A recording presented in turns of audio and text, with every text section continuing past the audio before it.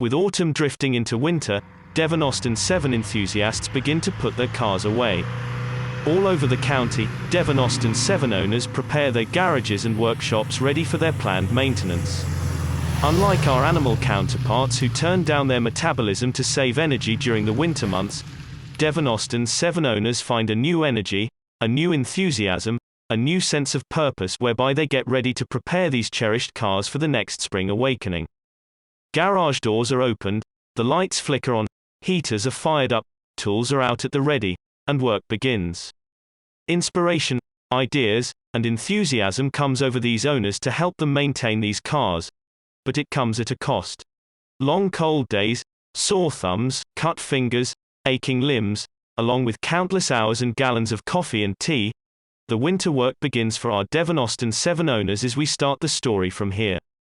From outside these garages and workshops, you'll also hear a new range of expletives whose meanings are known only to Austin 7 enthusiasts. I need to put the brake shoes in. I've relined these. As you see, the hub is on. I've made up this tool which helps me to put the brake shoes on and reconnect the springs without pain. And the other thing is, really you need 3 hands. So I use this strap to keep the brake shoes in place whilst I reconnect the springs, and I'll try and show how I do it without having the springs flying all over the place. So these have got to be the right way round, with a little dent at the top.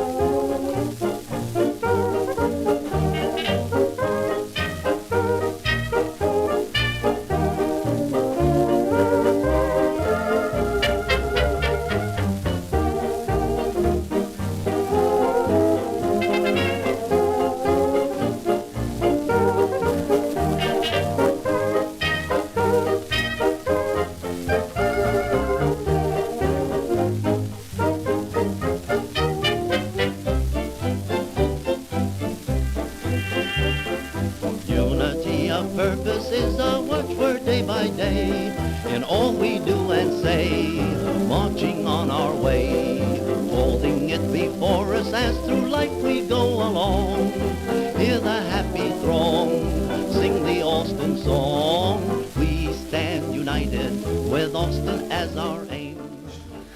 So we're rebuilding it with a new crankshaft, new pistons, new big ends, new main bearings, and it's going together pretty well at the moment. No major problems. There's always little snags that come up, but generally it's going back together pretty well. We're very fortunate with Austin 7s that all these spare parts are readily available and not horrendously expensive. So just about to fit the oil filter now, which goes on underneath. Before we get to the sump.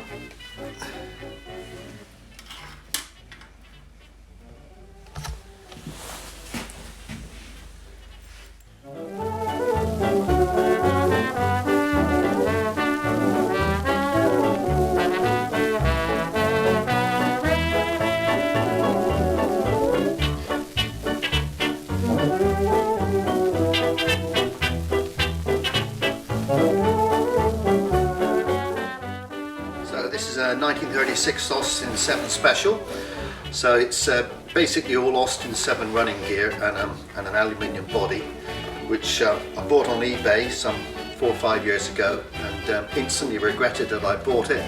It was in quite a state, and so basically cut everything off from the bulkhead forward and remade everything there.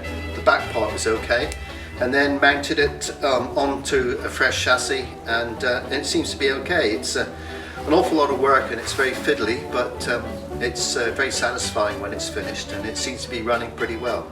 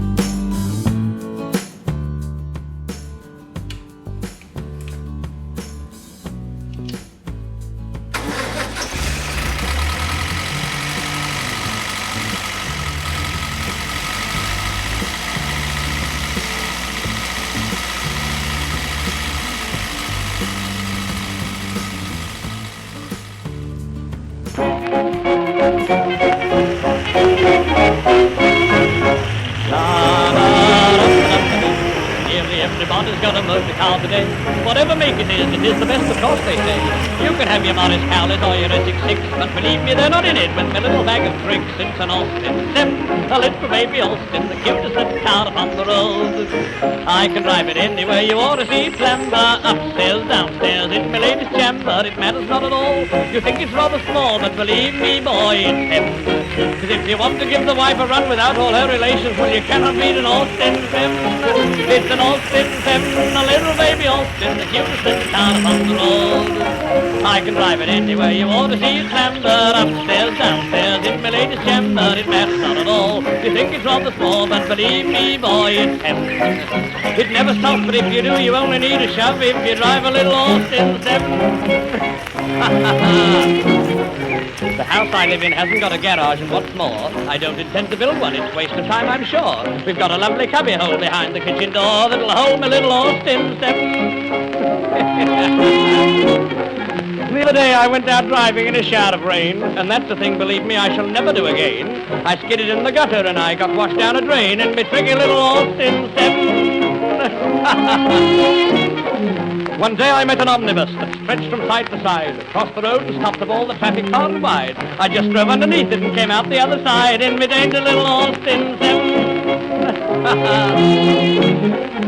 Once I saw an advert for a secretary, so I drove up to the office and the manager said, "Oh, as you've a portable typewriter, you will suit us." I said, "No, it isn't. It's me Austin 7. And once a motorcyclist drove up and staggered me. "Thank God," he said, "I found you. It's all right now," said he. Then in the place of where his little sidecar used to be, he fastened on me Austin 7. Once driving in the park, a nurse rushed up upon me, Sam. Said, "How dare you move? I am surprised at you, I am." She thought I was the baby she'd left sitting in the pram in me dinky little Austin 7. In me Austin baby Austin, the cutest little car upon the road. I can drive it anywhere you want to see it clamber, upstairs, downstairs, in my latest chamber. I've got a mother-in-law, and you know how they jaw, and she's 14 stone 11. But she has to keep her knees up, and it stops her tongue from wagging in the back seat on the Austin.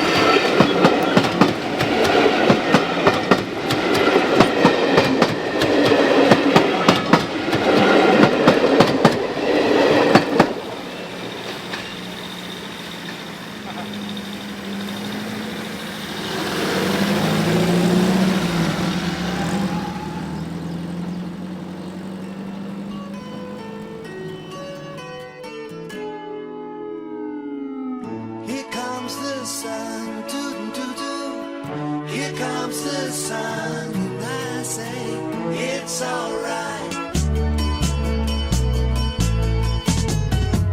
Little darling, it's been a long, lonely winter. Little darling, it feels like years since it's been. Here comes the sun. Here comes the sun. I say it's alright.